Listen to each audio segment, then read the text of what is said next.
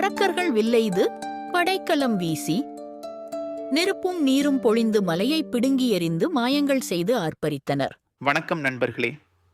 நேற்றைய பாடலில் ராமபிரான் வானத்தை பார்த்ததும் கார்மேகம் போல அரக்கர்கள் ஆர்ப்பரித்து இடியும் அஞ்சும்படி கர்ஜித்தார்கள் என்று கண்டோம். அந்த ஒலியை கேட்டு வேள்விச்சாலைக்குள் இருந்த முனிவர்களும் கலங்கத் தொடங்கினர். இப்போது அந்த அரக்கர்களின் அடுத்த கட்ட தாக்குதல் எப்படி இருந்தது என்பதை கம்பர் தனது அற்புதமான வரிகளில் காட்சிப்படுத்துகிறார்.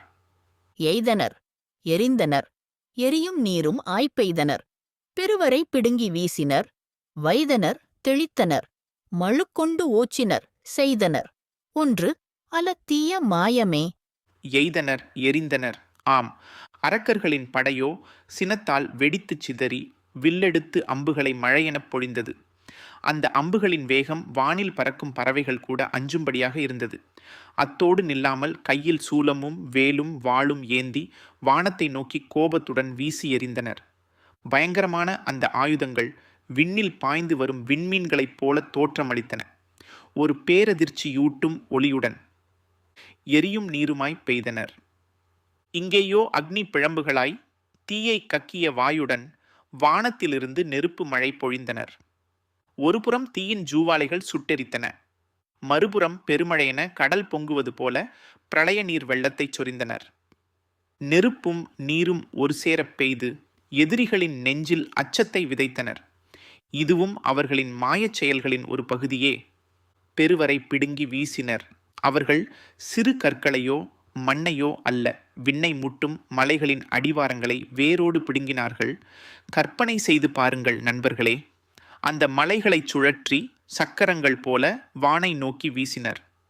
அவை விண்ணில் பறந்து வரும் பேருருவக் கருமேகங்களைப் போல காட்சியளித்தன. வேள்விச்சாலை இருந்த பகுதி மீது அந்த மலைகளை வீசி அனைத்தையும் நொறுக்கி அழிக்க முயன்றனர். வைதனர், தெளித்தனர், மழுக்கொண்டு ஓச்சினர். அவர்கள் வெறும் போர்க்கருவிகளால் மட்டும் தாக்கிவிடவில்லை நண்பர்களே. வாய் ஓயாமல் சாபமிட்டனர். பழிச்சொற்களால் ராமபிரானையும் முனிவர்களையும் நிந்தித்தனர். ஆரவாரத்துடன் கூச்சலிட்டனர். போர் முரசுகள் போல உரத்த குரலில் அதட்டினர்.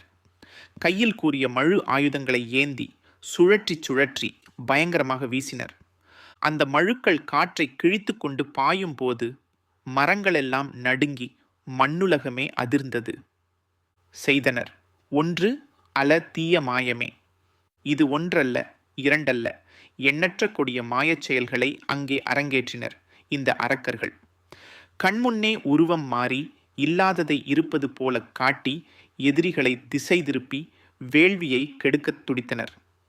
கம்பர் ஒரு வார்த்தையில் இந்த அரக்கர்களின் அட்டகாசத்தையும் மாய சக்தியையும் அதன் தீவிரத்தையும் நமக்கு அழகாக உணர்த்துகிறார். முனிவர்களின் தவத்திற்கு இடையூறு விளைவிப்பதே இவர்களின் பிரதான நோக்கமாக இருந்தது. கம்பர் காட்சிப்படுத்திய இந்த அரக்கர்களின் வெறித்தனமான தாக்குதலை கண்டோம். அடுத்த பாடலில் இந்த படைக்கலங்களின் வீச்சும் அரக்கர் சேனையின் அளவும் எப்படி இருந்தது என்பதை மிக அழகான உவமைகளுடன் விவரிக்கிறார்.